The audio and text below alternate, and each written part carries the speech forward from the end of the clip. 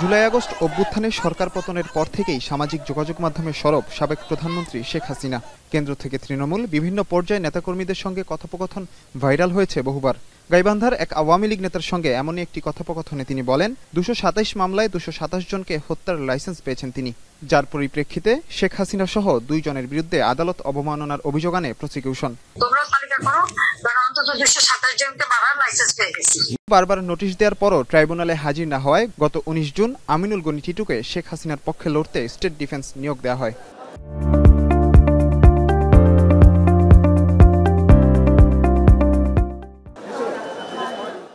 কিন্তু সেই দিন সামাজিক যোগাযোগ মাধ্যমে সজীব ওয়াজেদ জয় একটি পোস্ট দেন, যেখানে তিনি বলেন আমিনুল গনি টিটুর নিরপেক্ষতা প্রশ্নবিদ্ধ। আওয়ামী লীগ সরকার পতনের দিন তার ফেসবুক পোস্ট তাই বলে। পরে এ নিয়ে সামাজিক যোগাযোগ মাধ্যমে শুরু হয় সমালোচনার পরও বুধবার শেখ হাসিনার আদালত অবমাননার মামলায় শুনানি করতে আসেন আইনজীবী আমিনুল গনি টিটু। এ সময় ট্রাইব্যুনালে তৈরি হয় বিব্রতকর পরিস্থিতির। আমিনুল গনি আদালতকে বলেন তিনি শুনানি করতে চান, তবে ট্রাইব্যুনাল আবেদন নামঞ্জুর করে তাকে সরিয়ে দেন।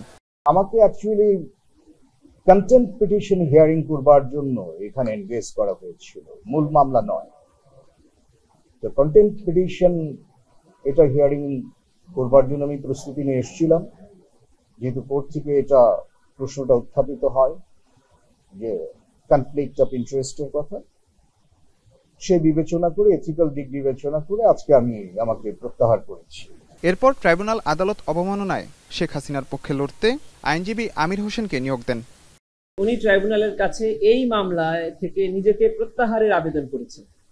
ট্রাইব্যুনালে তার এই মৌখিক আবেদন মঞ্জুর করে এই মামলায় স্টেট ডিফেন্স থেকে তাকে প্রত্যাহার করিয়ে অ্যাডভোকেট জনাব আমির হোসেনকে এই মামলায় নতুন করে স্টেট ডিফেন্স হিসেবে এনগেজ করেছে। এদিন এই মামলায় অ্যামিকাস কিউরি হিসেবে নিয়োগ দেয়া সিনিয়র আইনজীবী AY মশিউজ্জামান ট্রাইব্যুনালে হাজির হলেও মামলার প্রস্তুতির কথা বলে সময় নেন। 2 সপ্তাহের সময় চাইলেও আদালত তাকে মত দিতে দিন নির্ধারণ করেন 2 জুলাই।